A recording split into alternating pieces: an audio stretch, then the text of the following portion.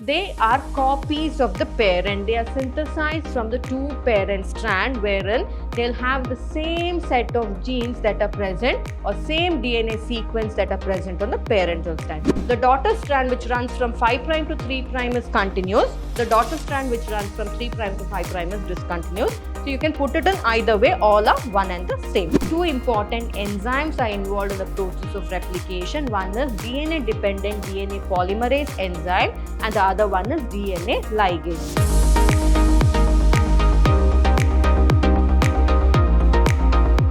Hello everyone, a warm welcome to this session for class 12 CBSE Biology. I'm Dr. Divya, Biology faculty.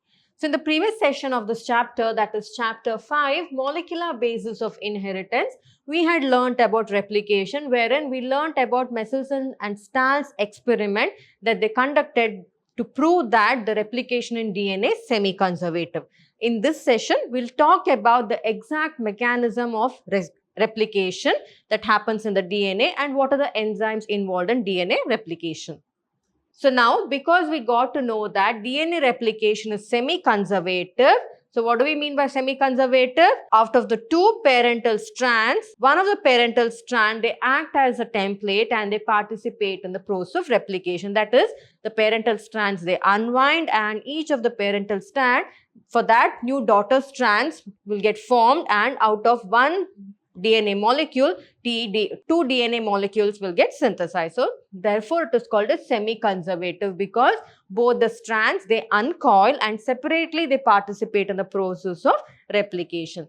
Because we know about that, let's study how exactly DNA replication occurs. That is, how exactly copies of DNA are being produced. So, what is replication? Replication is the phenomenon in which duplicate copies of DNA synthesized.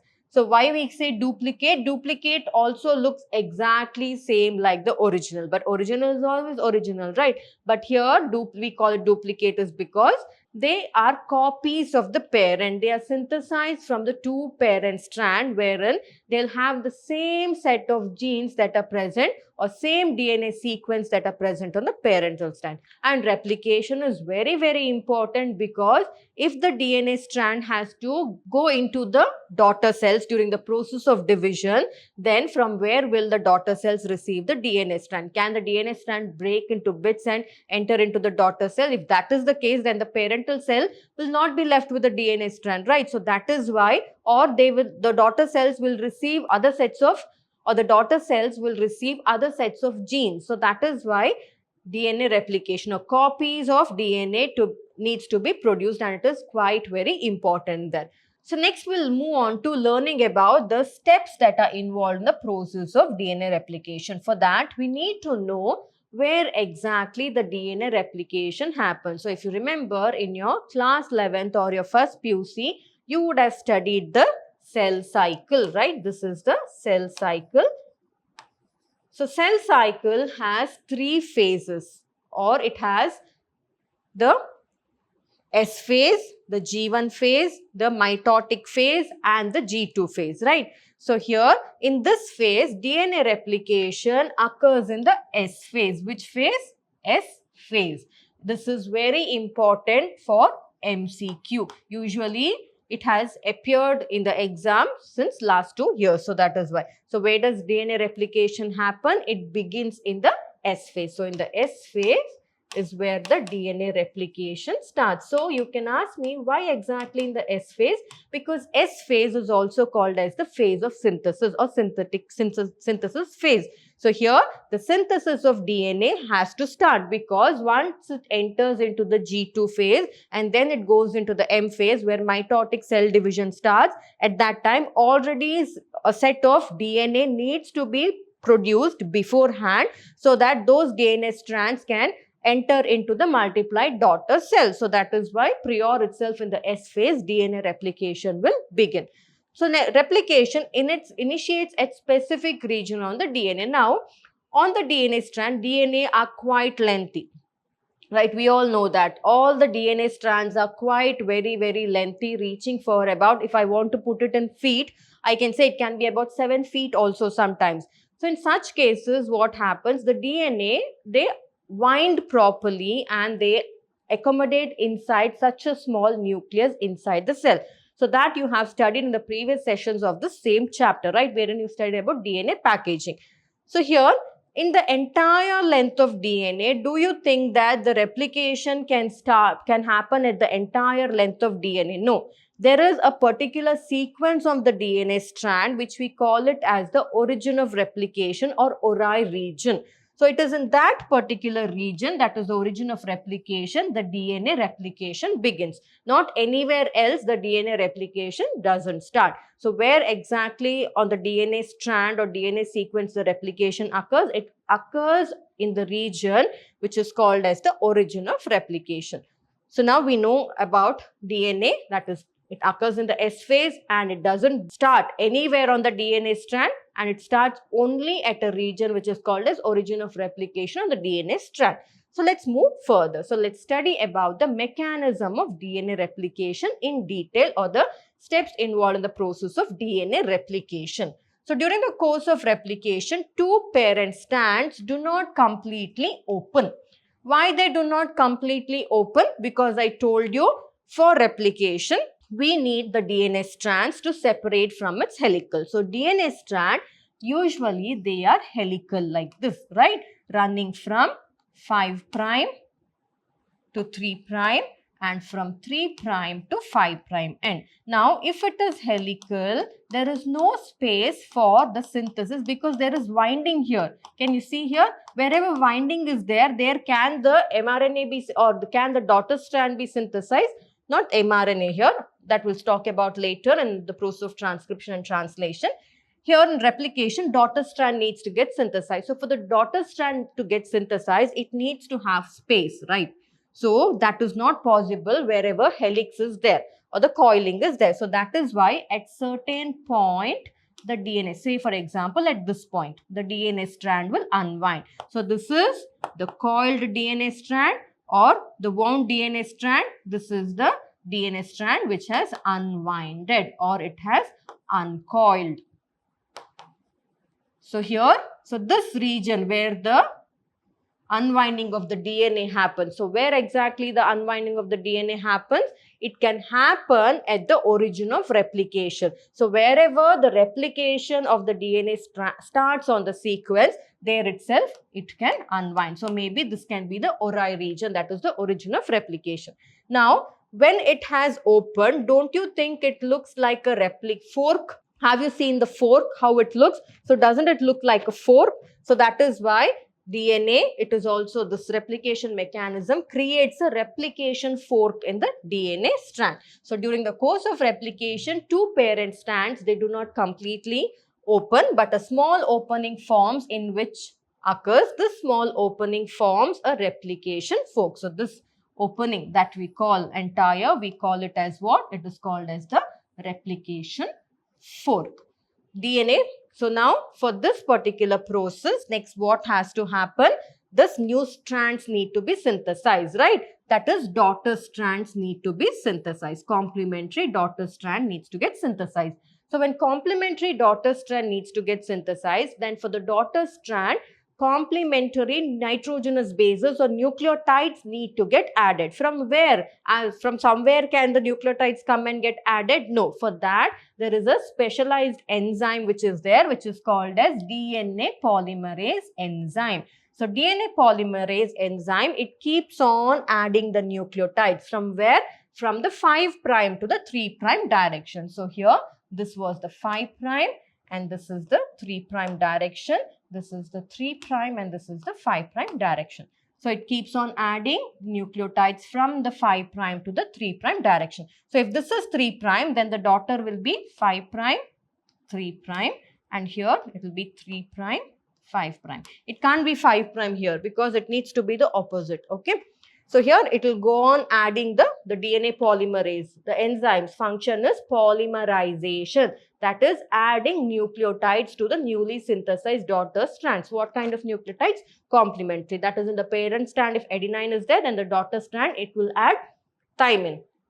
In the parent strand, guanine is there. In the daughter strand, it will add cytosine. Like that, it keeps on adding. In which direction? It can polymerize only in the 5 prime to 3 prime direction. So therefore replication occurs smoothly in 3 prime to 5 prime direction. Why it occurs here in this strand? Because neatly DNA from 5 prime 3 prime it keeps on adding.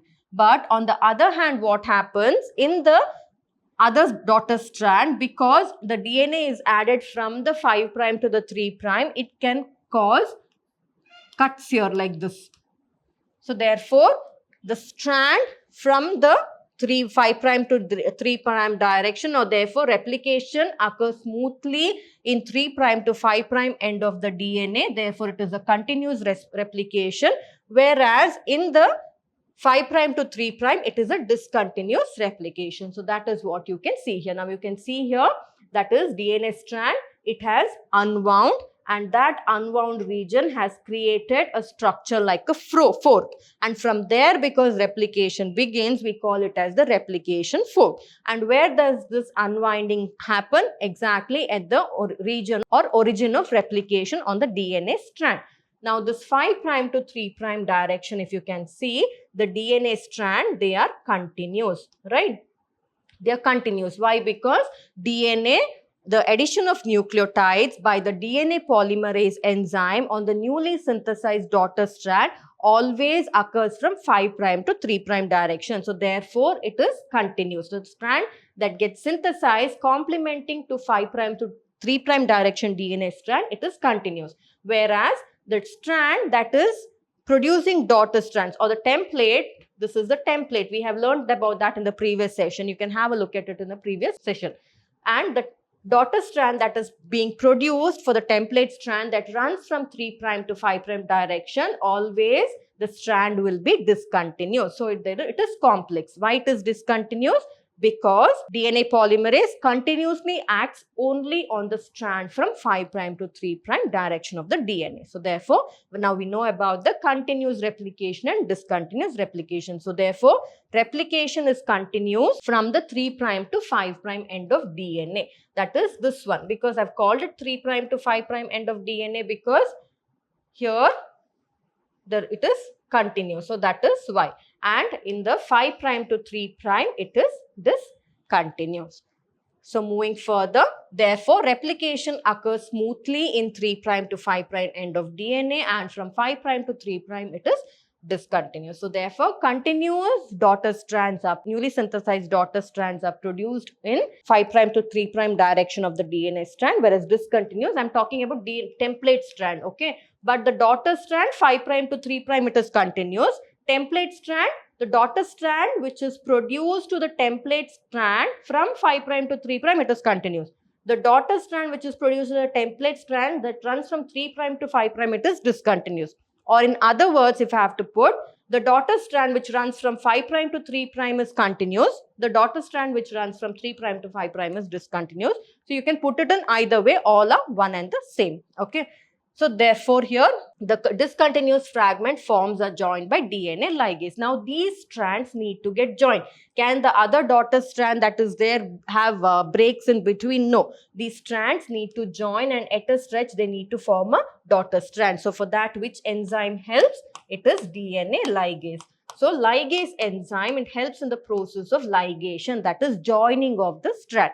So this is the mechanism of DNA replication. So you know about the replication fork now, the continuous strand and the discontinuous strand. What is the?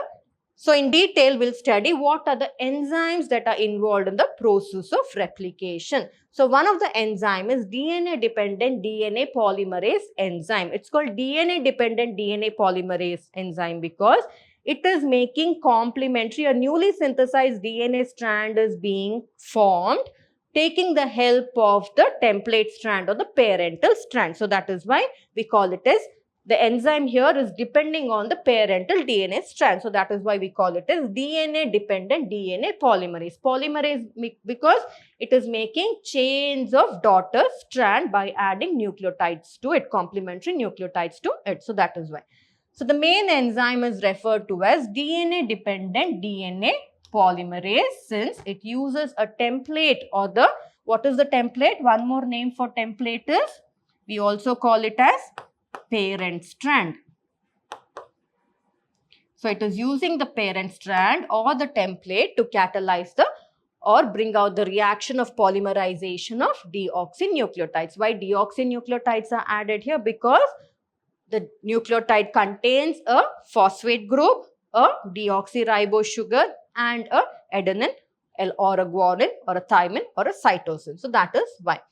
So that you have learnt about nucleotides and all in your biomolecules chapter in class 11th and first PUC, right? So these enzymes, that is DNA dependent DNA polymerase enzyme, they are quite highly efficient enzymes because they have to catalyze the polymerization in large number, because until they reach the termination, right from the promoter region, that is the origin of replication, up till the termination end, they have to keep on adding the nucleotides, and it has to be finished in about 18 to 20 minutes. So while adding the nucleotides, accuracy should be maintained to a large extent. Why? Because otherwise, if the nucleotides, one miss in the addition of the nucleotide can lead to DNA mutation, or it can lead to damage of the DNA strand. So therefore, these enzymes are highly efficient and quite well accurate in adding the nucleotides or in the polymerization process. So next, these enzymes, these DNA dependent DNA polymerase enzyme, they need substrates to act upon. So these substrates are nothing but deoxyribose nucleoside triphosphates. So in addition, these deoxyribose nucleotide nucleoside triphosphate, they also act as substrates, and along with that, they provide energy. So the polymerization process is a highly energy dependent process. So from where will it get enough energy to make new daughter strands for the template strand or the parental strand? So for that, the energy is provided by a substrate which is called as deoxyribonucleoside triphosphate. This is not an enzyme, but it is a substrate on which the enzyme acts on. And it also provides a lot of high energy phosphates. Same way how ATP provides energy, this also provides a lot of energy in the form of phosphate. So therefore, the function of deoxyribonucleoside triphosphate is not only act as a substrate for the enzyme, DNA dependent DNA polymerase enzyme, but apart from that, for the polymerization process or for the synthesis of new daughter DNA strand to the template or to the parental strand, they provide a lot of energy also which is required. So that is about the substrate. Now there is one more enzyme. Now I told you during the mechanism of replication, one of the strands is continuous, right? The strand which runs from the 3' to 5' direction is continuous, whereas the other one is discontinuous. So this discontinuous strand, it cannot remain discontinuous. It need to join and form one single daughter strand. So for that, there is an enzyme that is involved, which we call it as the DNA ligase. So the discontinuously synthesized fragments are joined by the enzyme DNA ligase. So that is the function of the DNA ligase. So therefore, two important enzymes are involved in the process of replication. One is DNA dependent DNA polymerase enzyme and the other one is DNA ligase. The function of DNA dependent DNA polymerase enzyme is to add deoxynucleotide to the newly synthesized daughter strands, and the function of the DNA ligase is in one of the discontinuous strand, discontinuous daughter strand, it joins that discontinuous daughter strand, forming a stretch of DNA daughter strand. So that is the function. Next, apart from that, there is a substrate that is involved, which is called as deoxyribonucleoside triphosphate, that acts as a substrate along with providing enough amount of energy for the polymerization process. So this was about the session wherein we learnt about the mechanism of replication and the enzymes that are involved in the process of replication. So with this session comes to an end. So in the next coming session, we'll learn about transcription mechanism and the process of transcription. So what are the enzymes involved in transcription? What are the steps involved in transcription is what we will study under this particular session. So see you in the next coming session. Thank you.